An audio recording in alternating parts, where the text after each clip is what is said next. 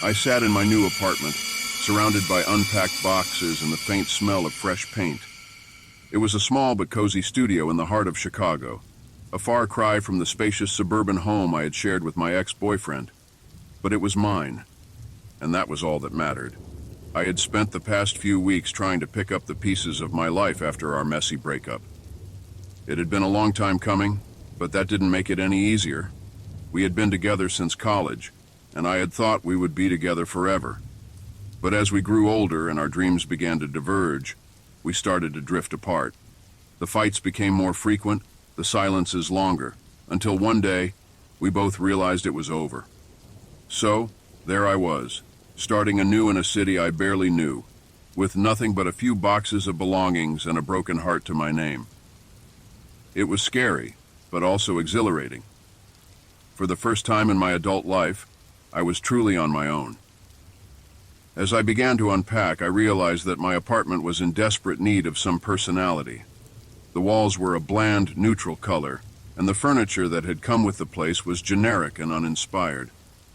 I wanted my new home to reflect who I was, to be filled with things that brought me joy and comfort.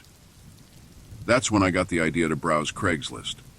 I had always loved thrifting and searching for hidden treasures, and I figured that the online classified site would be the perfect place to start. I poured myself a glass of wine, settled onto my secondhand couch, and began to scroll through the listings. At first, it was just the usual stuff. Old books, gently used furniture, kitschy knickknacks. But then, a particular ad caught my eye. It was for an antique mirror, and the photo that accompanied the listing was stunning. The mirror was large and ornate, with an intricate gold frame that seemed to shimmer even in the low resolution of the image. But it was more than just its beauty that drew me in. There was something about it that seemed to call out to me, like a siren song. Without even fully realizing what I was doing, I found myself typing out a message to the seller. I asked if the mirror was still available and if I could come see it in person. I hit send before I could second-guess myself, my heart racing with a strange mixture of excitement and unease. As I waited for a response, I couldn't shake the feeling that I had just set something in motion, something that would change my life in ways I couldn't even begin to imagine. But in that moment, all I knew was that I had to have that mirror, no matter the cost. The next day, I found myself driving to the outskirts of the city, following the directions the seller had sent me. The address led me to a rundown storage facility, the kind of place that looked like it hadn't seen a fresh coat of paint in decades. I double-checked the unit number, my stomach twisting with a sudden sense of apprehension. As I approached the unit, I saw an elderly woman waiting for me. She was small and frail, with wispy white hair and a face lined with age. But there was something about her eyes that made me pause. They were a piercing blue, and seemed to hold a depth of knowledge and sadness that belied her fragile appearance. "You must be Amanda," she said, her voice soft and raspy. "I'm glad you could make it." I introduced myself and followed her into the storage unit. It was dimly lit and musty, filled with an assortment of old furniture and boxes. And there, leaning against the far wall, was the mirror. If I had thought it was beautiful in the photo, it was nothing compared to seeing it in person. The gold frame was even more intricate than I had realized, with delicate swirls and patterns that seemed to dance in the low light. The glass itself was slightly clouded with age, but it only added to its charm. "It's stunning," I breathed, taking a step closer. The old woman smiled, but there was a hint of something else in her expression, a flicker of unease, perhaps even fear. "It's been in my family for generations," she said, running a finger along the frame. "My grandmother bought it at an estate sale back in the 1920s. It's seen a lot of history." I nodded, transfixed by the mirror's beauty. "I can imagine." The woman hesitated, as if weighing her words carefully. "I've always felt a strange connection to it, but lately it's begun to feel more like a burden, like it's time for someone else to take it on." I tore my gaze away from the mirror to look at her. "What do you mean?" She shook her head, a sad smile playing at the corners of her mouth. Just a feeling, I suppose. But I think it's meant to be with you, Amanda. Call it an old woman's intuition. I didn't quite know how to respond to that, so I just nodded. We discussed the price, and I handed over the cash without a second thought. The mirror was mine. As I loaded it into my car with the help of the storage facility's attendant, I caught a glimpse of the old woman watching from the shadows. She had a look on her face that I couldn't quite read, a mixture of relief and regret, as if she had just given away a piece of her soul. I shook off the strange feeling and got into my car, eager to bring my new treasure home. But as I drove away, I couldn't escape the nagging sense that I had just made a terrible mistake. That by taking the mirror, I had invited something dark and dangerous into my life. If only I had listened to that instinct. If only I had known then what I know now.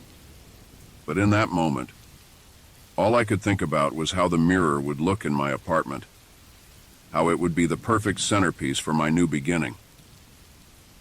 Little did I know, it would be the beginning of a nightmare from which there would be no escape. I hung the mirror in my living room, positioning it so that it would catch the light from the window. It was even more breathtaking in my apartment, the gold frame gleaming against the stark white walls. I couldn't stop admiring it, finding myself drawn to its reflection at all hours of the day. At first, everything seemed normal. I went about my daily life, working at my job as a graphic designer and settling into my new routine. But then, strange things started happening. It began with the shadows. I would catch glimpses of movement in the mirror's reflection, dark shapes darting just out of sight. At first, I dismissed it as a trick of the light or my own overactive imagination. But as the days went on, the shadows became more frequent, more tangible. I started to feel like I was being watched, even when I was alone in my apartment. I would be working on my laptop or cooking dinner, and suddenly, the hairs on the back of my neck would stand up, a chill running down my spine. I would whirl around expecting to see someone standing behind me, but there was never anyone there. And then there were the dreams. Every night I would find myself trapped in a nightmarish version of my apartment, the walls closing in around me and the air thick with a sense of dread. The mirror was always at the center of these dreams, its reflection warped and distorted, as if it were a portal to another world. In the dreams, I would hear whispers coming from the mirror, voices that seemed to be calling my name. I would be drawn towards it, unable to resist its pull, until I was standing directly in front of it, my nose almost touching the glass. And then, just as I felt like I was about to be swallowed whole, I would jolt awake, my heart pounding and my skin slick with sweat. I tried to rationalize it, to tell myself that it was just stress or the result of too many late nights. But deep down, I knew that something was very wrong. The mirror had a hold on me, a power that I couldn't explain or escape. I started to dread going home, spending longer and longer hours at work just to avoid being alone with the mirror. But even there, I couldn't shake the feeling of unease that had settled over me like a shroud. My coworkers started to notice the change in me. I was jumpy and irritable, snapping at the slightest provocation. I had always been known for my calm demeanor and easy smile, but now I was like a different person, someone haunted and afraid. I knew I needed to do something, to find a way to break the mirror's hold on me. But I didn't know where to start. I felt like I was losing my mind, like I was being pulled into a darkness from which there was no escape. And then, one night, something happened that would change everything. I woke up to find myself standing in front of the mirror, my hand pressed against the glass. And in the reflection, I saw a face that wasn't my own, a face that seemed to be staring back at me with malevolent intent. That was when I knew that I was dealing with something far beyond my understanding, something that threatened to consume me entirely. And I knew that if I didn't find a way to stop it, I would be lost forever. The face in the mirror haunted me, its eyes boring into my soul even when I was awake. I couldn't shake the feeling that it was trying to tell me something, to warn me of some impending doom. But the more I tried to understand it, the more it seemed to slip away, like a half-remembered dream. I became obsessed with the mirror, spending hours staring into its depths, searching for answers.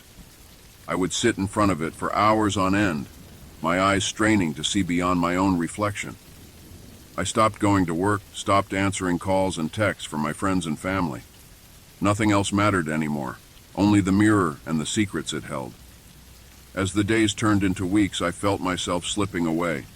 I was losing weight, my skin growing pale and sallow.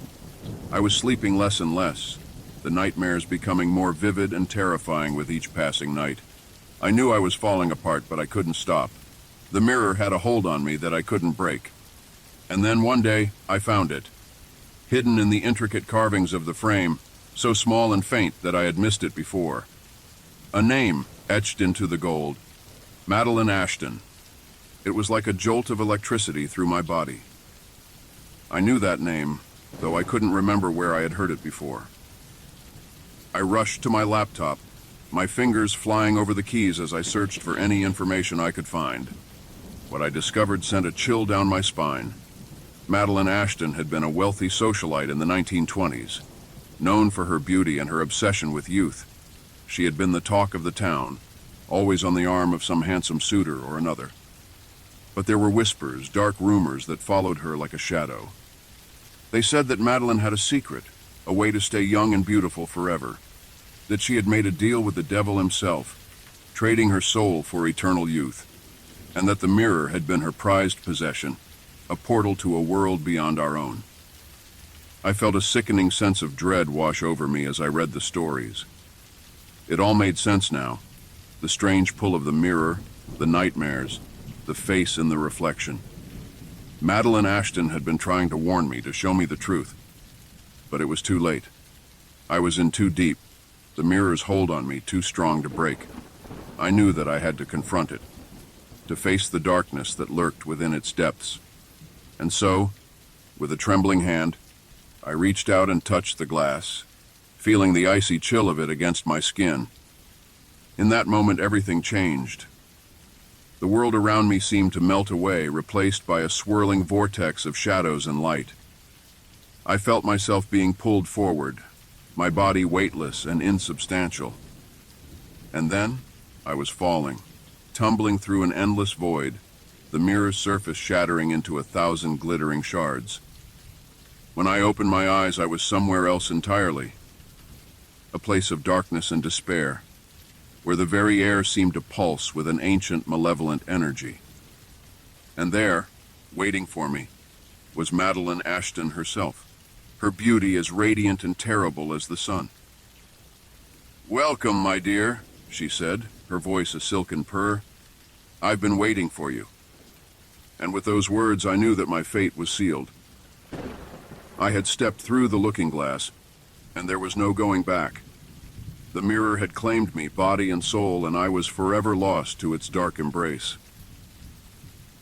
I stared at Madeline Ashton, my heart pounding in my chest. She was just as beautiful as the stories had described, her porcelain skin unmarred by age, her eyes a deep, hypnotic green. But there was something else there, too, a darkness that seemed to swirl beneath the surface, a hunger that could never be satisfied. "What do you want from me?" I asked, my voice trembling. Madeline smiled, her teeth a dazzling white. "Oh, my dear, it's not about what I want. It's about what you want, what you've always wanted." She reached out and caressed my cheek, her touch icy and electric.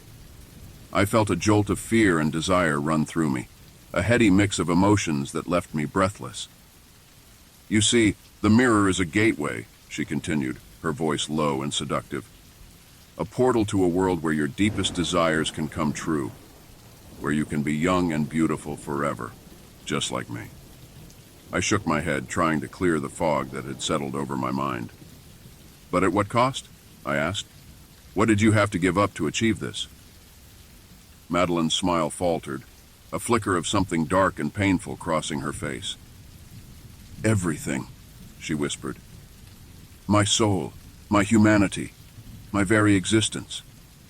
But it was worth it, don't you see? To never age, to never die, to be forever young and adored. She stepped closer to me, her body pressing against mine.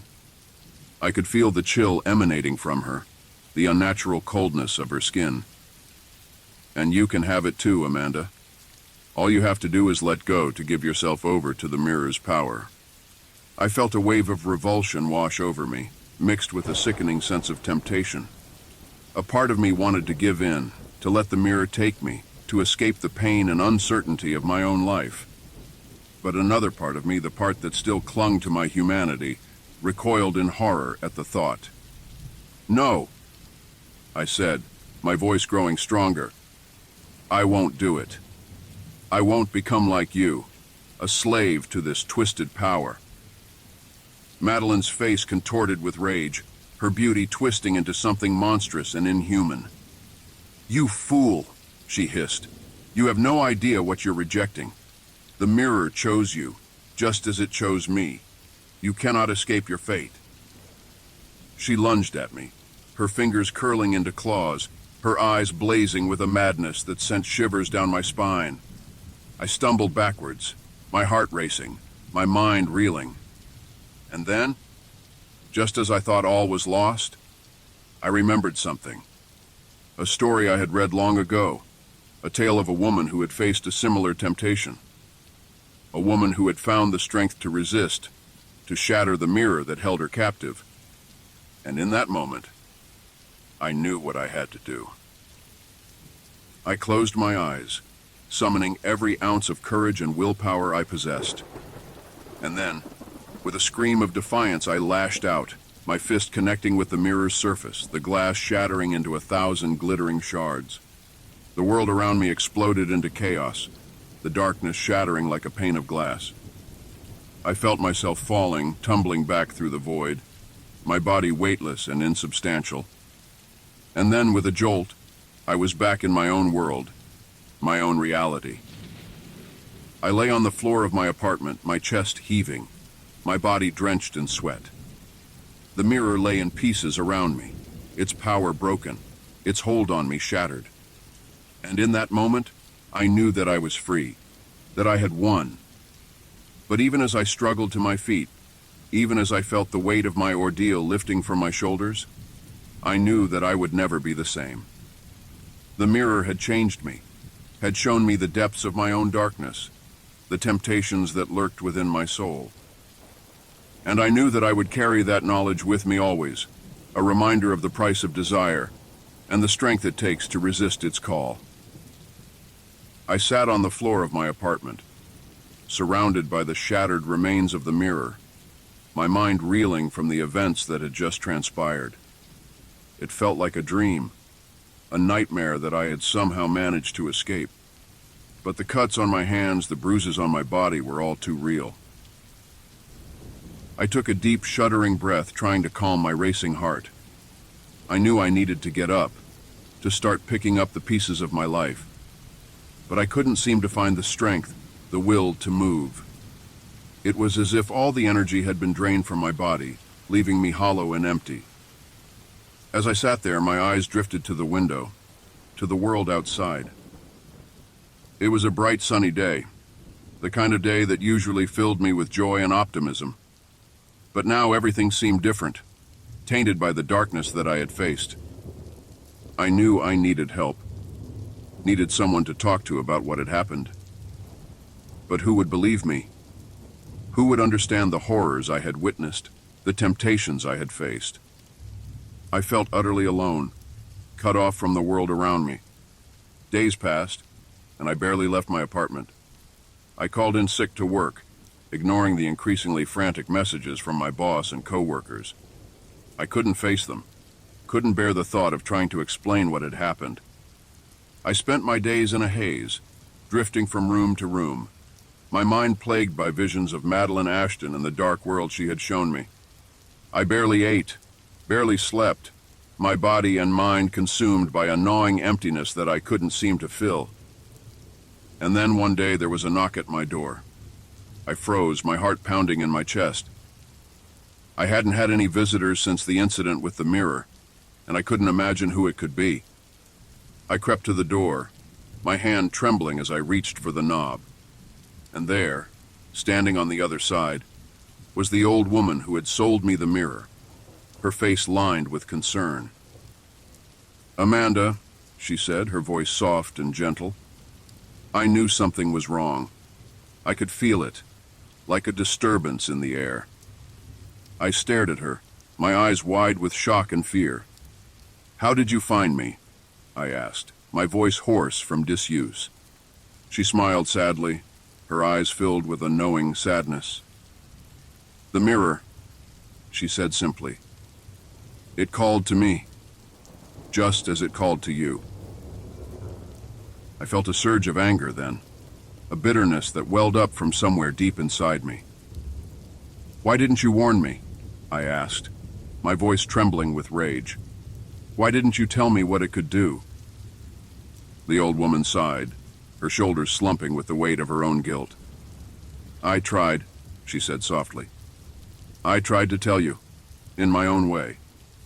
But the mirror's power is strong, and it has a way of blinding those who fall under its spell." She reached out then, her hand resting gently on my arm. "But you broke free," she said, her voice filled with awe and admiration. "You found the strength to resist, to shatter the mirror's hold on you. And that, my dear, is a rare and precious thing." I felt a tear slide down my cheek, a release of all the emotions I had been holding inside. And in that moment I knew that I wasn't alone, that there was someone who understood, who believed. And with that knowledge I felt a flicker of hope, a tiny spark of light in the darkness that had consumed me. It was a small thing, a fragile thing, but it was a start. And for the first time since I had looked into the mirror's depths, I began to believe that I might just survive this nightmare. The old woman's visit was a turning point for me. It was a reminder that I wasn't alone, that there were people who understood the darkness I had faced. And with that knowledge, I began to take tentative steps towards healing. I started by reaching out to my friends and family, the people who had been trying to contact me for weeks. I told them a version of the truth, leaving out the more fantastical elements of my experience. I said that I had been going through a difficult time, that I had been struggling with my mental health. It wasn't the whole story, but it was enough to begin rebuilding the bridges I had burned. I also sought out professional help, finding a therapist who specialized in trauma and paranormal experiences.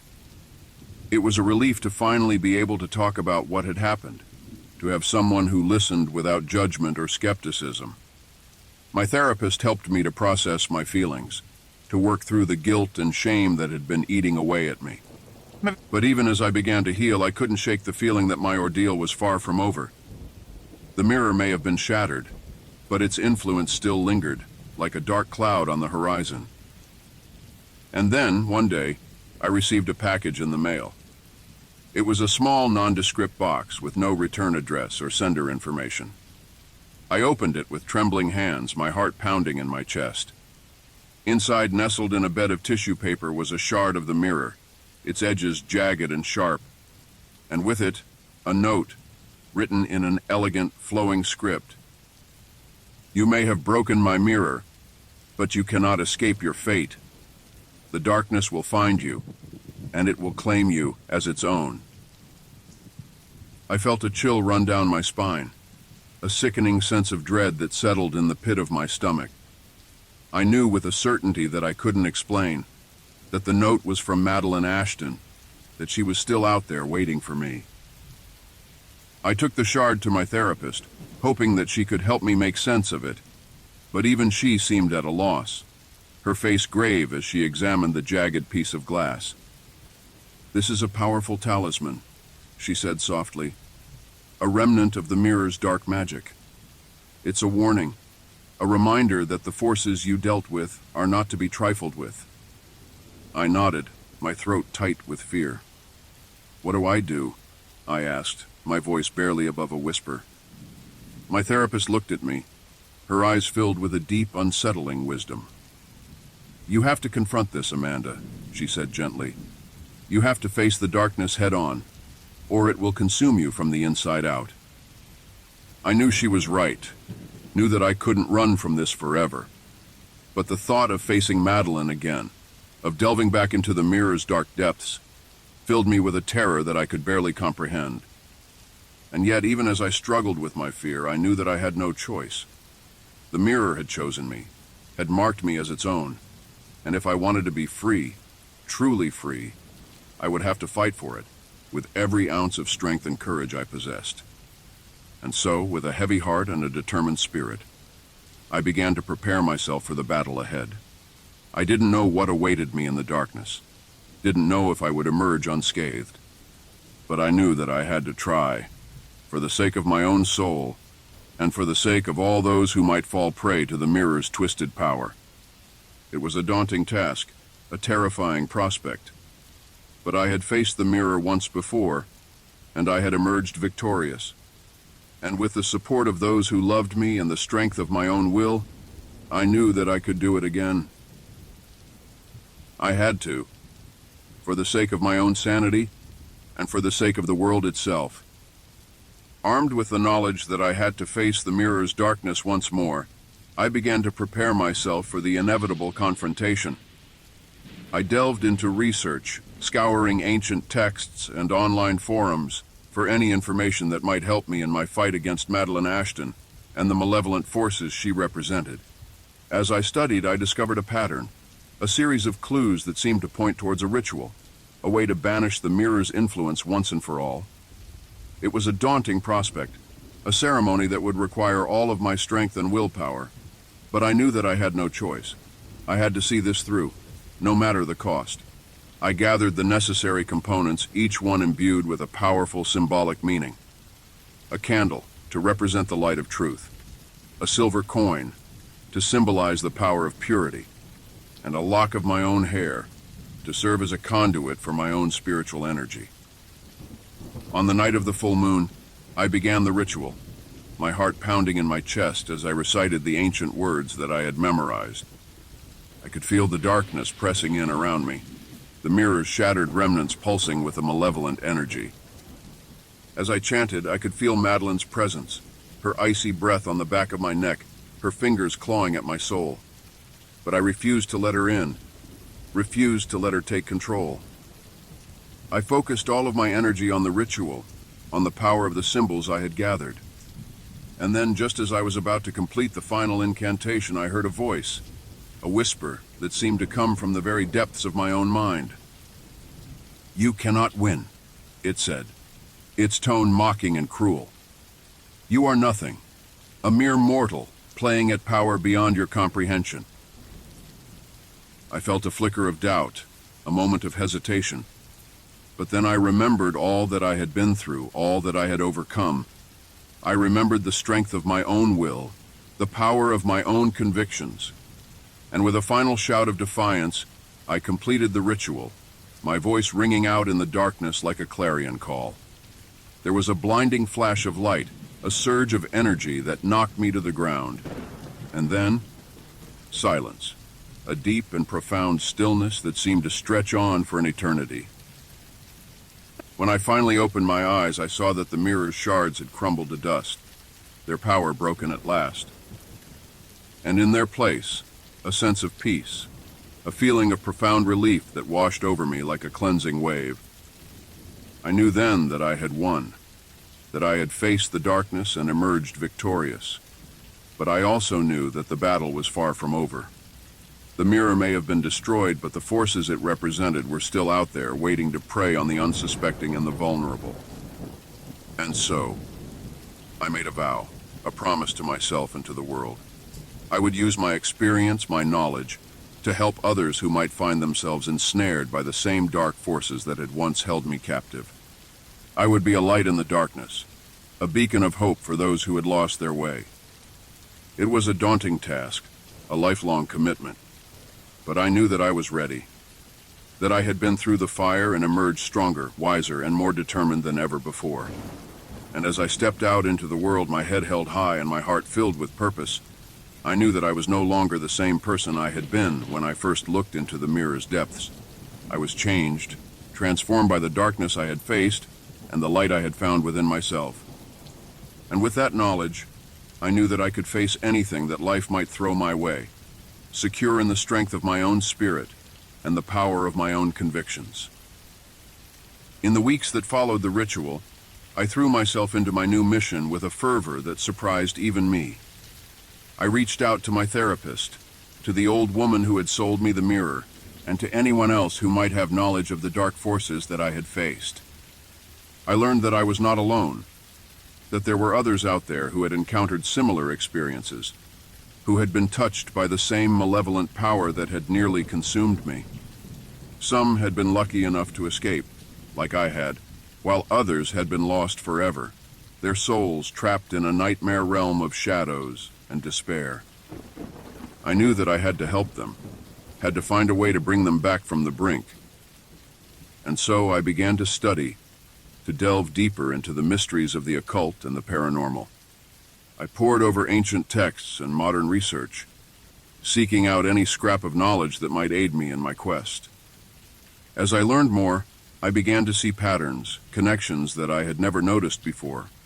I realized that the mirror was just one manifestation of a larger force, a dark energy that had been preying on humanity for centuries. It took many forms, many guises, but its goal was always the same: to consume, to corrupt, to destroy. I knew that I had to find a way to stop it, to protect the innocent from its insidious influence. And so I began to reach out, to connect with others who shared my mission. I found online communities of survivors, people who had faced the same horrors that I had and emerged stronger for it. Together, we began to build a network, a coalition of those who had been touched by the darkness and refused to let it win. We shared our stories, our knowledge, and our strength, working together to find ways to combat the malevolent forces that threatened us all. It was not an easy task, and there were times when I felt overwhelmed, when the weight of my responsibility seemed too much to bear. But I refused to give up, refused to let the darkness win. And as I worked, as I fought, I began to feel a sense of purpose, a deep and unshakable conviction that I was doing something important, something that mattered. I had been given a second chance, a new lease on life, and I was determined to make the most of it. But even as I threw myself into my new mission, I couldn't shake the feeling that my own story was far from over. The mirror may have been destroyed, but its influence still lingered, like a shadow on the edge of my consciousness. And then, one day, I received a message, a cryptic email from an anonymous sender. It contained a single image, a photograph of a shattered mirror, its fragments arranged in a strange and unsettling pattern. At first, I was tempted to dismiss it as a prank, a cruel joke played by someone who knew of my history with the mirror. But as I looked closer, I began to see something else, a hidden meaning that sent a chill down my spine. The pattern of the shards, the way they were arranged, it was no accident. It was a message, a warning of something to come. And with a sinking feeling in the pit of my stomach, I knew that my battle with the darkness was far from over. I had thought that destroying the mirror would be the end, that I could move on with my life and leave the horrors of the past behind. But now, I realized that I had only scratched the surface, that there were deeper mysteries, darker secrets waiting to be uncovered. And so, with a heavy heart and a determined spirit, I prepared myself for the next chapter in my story, knowing that the road ahead would be long and treacherous, but that I had no choice but to follow it wherever it might lead. The anonymous message was just the beginning. As the days turned into weeks, I began to receive more and more signs that something was amiss. Strange dreams haunted my sleep, visions of shattered mirrors and dark, twisted figures that seemed to beckon me from the shadows. At first, I tried to ignore them, to write them off as the lingering effects of my trauma. But as the dreams became more vivid, more insistent, I knew that I could no longer deny the truth. Something was coming, something dark and powerful, and I had to be ready. I redoubled my efforts, pouring all of my energy into my research and my training. I spent long hours in the library, studying ancient texts and obscure tomes, searching for any clue that might help me understand the nature of the threat that I faced. I also began to train my body and my mind, honing my skills and my reflexes, preparing myself for the battles that I knew were to come. I took up martial arts, learning to fight with a fierce and focused intensity. I studied meditation and mindfulness, learning to control my thoughts and my emotions, to find clarity and strength in the midst of chaos. As I worked, I began to notice a pattern, a series of strange and unsettling events that seemed to be connected to my own experiences with the mirror. Reports of haunted antiques, of people driven mad by dark and malevolent forces, began to surface from all over the world. At first, I thought that they were isolated incidents, unrelated to my own story. But as I dug deeper, as I began to connect the dots, I realized that they were all part of a larger pattern, a web of darkness that stretched back centuries, perhaps even millennia.